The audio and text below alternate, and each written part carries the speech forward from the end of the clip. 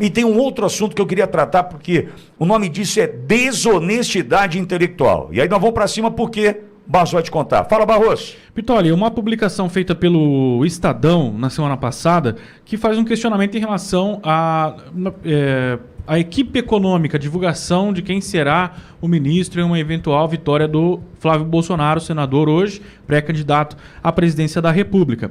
Ele tem antecipado uma série de propostas, segundo aqui a reportagem, que pretende executar caso eleito em outubro. As principais são na economia, mas o parlamentar também já sinalizou algumas pretensões em áreas como segurança pública, infraestrutura e relações exteriores, ainda que sem detalhes.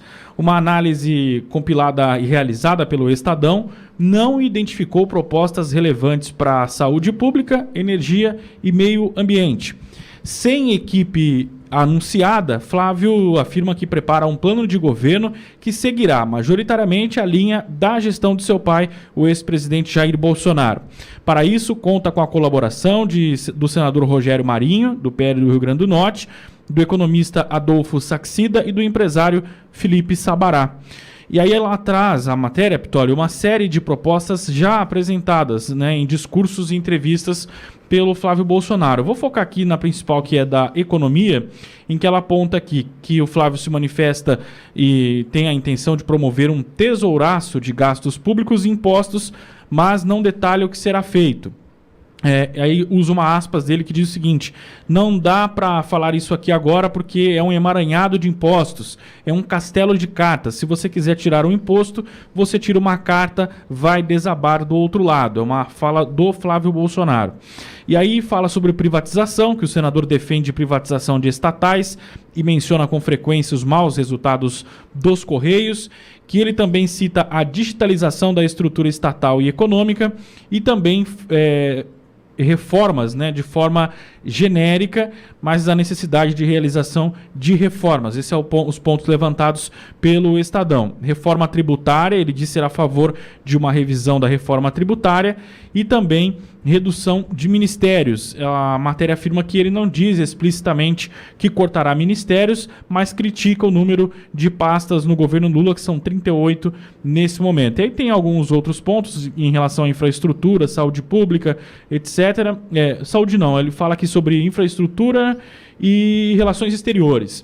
E aí eu lembrei também, Pitoli, de uma reportagem também feita pelo Estadão, essa um pouquinho mais antiga, do final de janeiro, em que eles ficam tentando questionar ali quem seria o ministro da Fazenda, quem seria a equipe econômica do Flávio. Então eles colocam aqui uma matéria do dia 22 de janeiro, que diz que o Felipe Sabará, que é um dos articuladores da campanha do Flávio à presidência, diz que tem pelo menos 10 opções para o Ministério da Economia de um eventual governo do Flávio Bolsonaro e que deve haver preferência para pessoas que integram a equipe econômica, ou que integraram a equipe econômica de Paulo Guedes durante o governo do ex-presidente Jair Bolsonaro. Então o Estadão está tentando, ao mesmo tempo que tenta pescar quem será a equipe econômica, tenta colocar alguns nomes ali, tenta, como eu disse, citou aqui a relação do Flávio com o Sabará e com outros interlocutores da pré-campanha, e está tentando de alguma forma pescar o nome do próximo ministro da Economia. Pitoli. Obrigado, Barros. Estadão, meu avô tinha uma célebre frase, meu avô Alberto Paulo Witt, ele fala assim: vai pro meio da beirada. Meu avô tinha essa. Era um jeito bastante curioso de mandar alguém, né? Vai pro meio da beirada. Estadão, o nome disso é desonestidade intelectual, tá? Pro diabo que carregue uma matéria vagabunda como essa. Me perdoe os termos, me perdoe, mas eu não posso aceitar. Sabe por quê?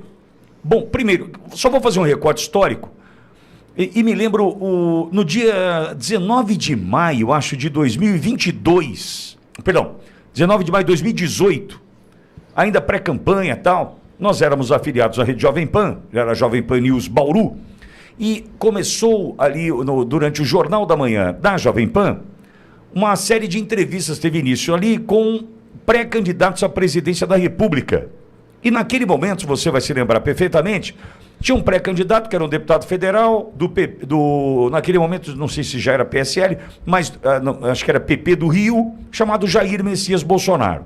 e foi para a bancada do Jornal da Manhã para ser ali apertado, alfinetado por um tal de Marco Antônio Villa, que a gente já sabe que virou, né? Contou com o meu mais profundo respeito e admiração, o profissional, o professor Marco Antônio Villa, participou inclusive, para você ter uma ideia, do evento de 1 ano da Jovem Pan News Bauru, no FM, enfim, trouxemos o Villa para Bauru, não é talvez o mesmo, né, de hoje. O de hoje eu não sei o que houve, não sei o que ele comeu, né, mas enfim, não me interessa. Eu volto lá para 2018. Quando ele perguntava e provocava Jair Messias Bolsonaro, achando que o Jair Messias Bolsonaro tinha que saber de tudo.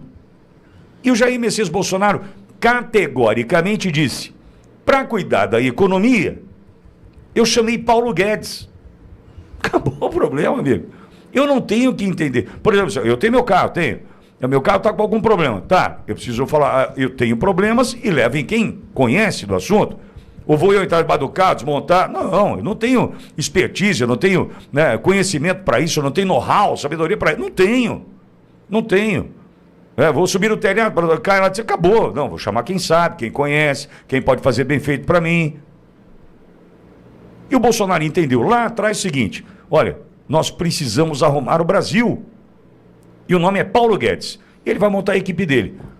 Ô Estadão, alguma dúvida que deu certo? Alguma dúvida que deu certo? Aí veio, eu vi o vídeo dessa menina do Estadão, da repórter, dizendo assim: a Faria Lima pressiona Flávio Bolsonaro. A Faria Lima que vá pro inferno, pegue o primeiro direto, né? Um táxi lunar, lembra? Pega o primeiro e vai pro inferno. Sabe por quê? Ninguém pressionou o Lula durante a campanha eleitoral sem ele anunciar o plano, o pacote, o nome, a equipe, só anunciando depois. Que pegou lá quem vai? Ah, esse aqui, o Haddad, você topa? Topa. Colocou o cara que fez 2 meses de economia para ser ministro. Estadão, menos desonestidade. Por gentileza. Provocaram o Flávio dizendo que agora ele tem que dizer o nome da equipe. Por que vocês não fizeram a mesma pergunta para o Lula? Quando ele, já em dezembro, a posse seria dia 1º de janeiro, ali, em dezembro, ele não sabia o nome de quem seria o ministro da Economia ou da Fazenda do Brasil. Por que vocês não fazem a mesma coisa? Quer pressionar o Flávio agora? Vou dizer outra coisa. O que é? É a pedido de banqueiros que vocês estão fazendo isso? Porque o presidente Bolsonaro implementou o Pix no Brasil e deu uma ferrada nos bancos que cobravam da gente mundos e fundos com TED, DOC, essas porcarias que não eram práticas, não funcionavam e custavam caro pra gente? Porque implantou o Pix e ferrou os bancos. Quem é que está pressionando aí, Estadão? São os banqueiros? Olha, precisamos saber, será? Bolsonaro, com a equipe de Paulo Guedes, cortou impostos no Brasil e o Brasil cresceu. Adolfo Saxida, que é um dos nomes mencionados, e eu vou parar nesse nome do Saxida, que acho que é importante, foi quem salvou o presidente Bolsonaro, assumindo a condição de ministro de Minas e Energia, provando que para melhorar a condição do preço do combustível na bomba, dependia de zerar PIS e COFINS, e zerou, e limitou o ICMS em Estado. E devolvemos, em função da guerra Rússia e Ucrânia naquele momento, o preço a um patamar tolerável, aceitável. É o mesmo Adolfo Saxida, o Estadão. Vocês sabem que deu certo. O Brasil cresceu em meio à pandemia. O Brasil conseguiu sustentar prefeituras e governos, brasileiros invisíveis, através do auxílio emergencial. Então, veja, Olavo, eu pedi para o Barros trazer essa informação porque me incomodou a desonestidade intelectual do Estadão. Olavo, queria cobrar agora, 2 de março, nome da equipe econômica. Por que vocês não fizeram o mesmo com o Lula, que só anunciou em dezembro depois da eleição? Qual a diferença? A diferença é que o Flávio, assim como o pai Jair, caso venha escolher, entendo que Saxida é um grande nome, pode mexer no bolso da turminha que comanda o sistema. É a minha opinião, Olavo. Eu fiz questão de trazer tamanha desonestidade intelectual do Estadão, Olavo. A expressão desonestidade intelectual é perfeita. A sede da crítica do veículo é tamanha, Mas é tão grande, que está querendo uma equipe econômica de um pré-candidato. Mas que coisa é essa? Vamos lá, articulista. Quer fazer uma crítica? Vou dar uns conselhos para você. Olha, hein? Ousado. Mas vou te dar uns conselhos. Vai observar a vida, vai observar histórico. Ah, mas não encontrou nada na vida do candidato, do pré-candidato, não encontrou nada na história de Flávio. Ah, tá, então tem que inventar, então tem que criar algo que nem é ainda factível. É um pré-candidato. É a criação, assim, do jeito que o Lula fez a campanha antecipada na escola de samba, a articulista deseja fazer a campanha antecipada negativa. Ora, vai se ocupar. Olavo, é inacreditável, Olavo. Sabe, o Barros, procura para mim no Google. Dia que foi indicado Fernando Haddad para o Ministério da Fazenda. É importante a gente lembrar. Se aparecer no Google, você me... 9 de dezembro de 22. Depois da eleição, bem depois. Ô, Estadão, o diabo que carregue, bicho. Vocês vão querer pressionar o Flávio agora. O Lula não sabia, não havia nada. Olha, o Brasil está exatamente onde o Lula planejou. Está no meio do nada. O Lula não tinha planejamento para esse terceiro governo. Porque ele sabe. Vou tocar num ponto agora que vai dar confusão. Ele sabia que estava eleito. Ele sabia. Ele foi tirado da cadeia, esse bandido, porque ele sabia que estava eleito. Os institutos de pesquisa mequetréficos e vendidos anunciavam dia sim, dia também, pesquisas que davam Lula na frente, muito na frente, abriu o Lula, a vantagem ampliou. Ele sabia que iria ser eleito. Lula, desculpa, andou para a campanha eleitoral, fazendo tudo o que fez, inclusive durante a campanha, os absurdos, as gafes em podcasts, em entrevistas como o Jornal Nacional. Ele sabia que ele estava eleito. Ele sabia. O sistema precisou dessa porcaria de Lula para tirar o Bolsonaro, justificar uma derrota. Me perdoe, o assunto é repetitivo, eu sei, mas o único que sobrou na foto, e deve estar preocupado com o Big Brother Brasil, o Alckmin, o único que sobrou na foto, deve estar preocupado, né? O único que sobrou na foto, ele não tinha a possibilidade de ganhar nem para síndico de condomínio. E aí falaram, porra, como é que nós vamos colocar o nosso cara lá, o cara do sistema? A gente pega e te esconder no Lula. A gente arruma um jeito aqui de esconder esse bandido e coloca esse cara na presidência da República fácil. Eles fizeram isso e Lula zombou. Bolsonaro trabalhando, enfrentando a guerra Rússia e Ucrânia, todas as consequências desse conflito, as consequências de um Brasil que passava por um processo de reconstrução, porque tinha aquela história do fica em casa, economia, a gente vê depois. Tudo deu certo. Imagine onde o Brasil estaria agora nas mãos de Paulo Guedes, amigo. Agora dá vontade de chorar. Onde estaríamos? Aí o Lula zombou e anunciou Fernando Haddad só em 9 de dezembro. O processo eleitoral teve início, né, em abril, que eu não sei o que lá, em julho, que eu não sei o que, em agosto, com os programas de rádio e televisão. Ele atravessou todo esse processo de primeiro e segundo turno, terminando 30 de outubro, sem contar para o mercado quem seria o responsável pela equipe econômica. E o mercado aplaudia esse vagabundo. Ah, pelo amor de Deus. Agora vai dizer para mim que, não, o Flávio tem que me contar quem é? Não. Olha, se um nome tiver ali na mesa, à disposição do Flávio, e aceitar que é Saxida, para mim já fechou. O mercado já entendeu quem é Adolfo Saxida. E sabe do que ele é capaz. Agora vem pressionar. 9 de dezembro o Lula anunciou o Haddad. E vão querer cobrar o Flávio dia 2 de março, Olavo.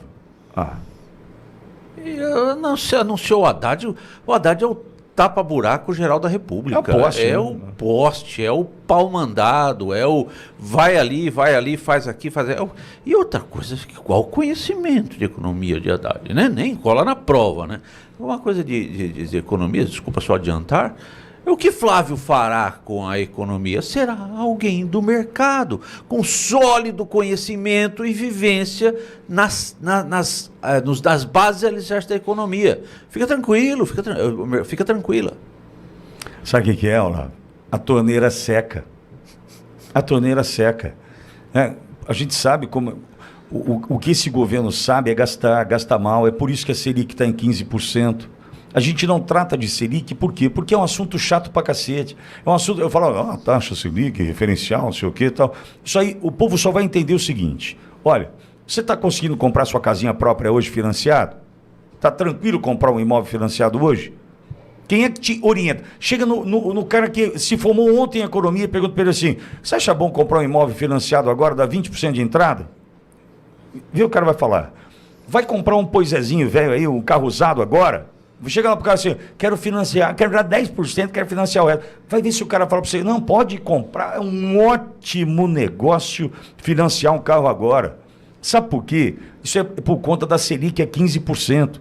É que ninguém vai te falar, porque esse assunto é chato, eu entendo, ele é denso, ele é complicado de entender. Mas é isso que a gente precisa falar. O que a gente está vivendo hoje é porque é um governo que gasta mal, estraga a tua vida, destrói a tua vida financeira. Não tem planejamento de nada, não dá para avançar, não dá para comprar. Não, outro dia a rádio aqui, precisamos de um computador. Fui informado que dobrou o preço do computador. Já está sendo praticado o preço dobrado. Até quando, meu amigo?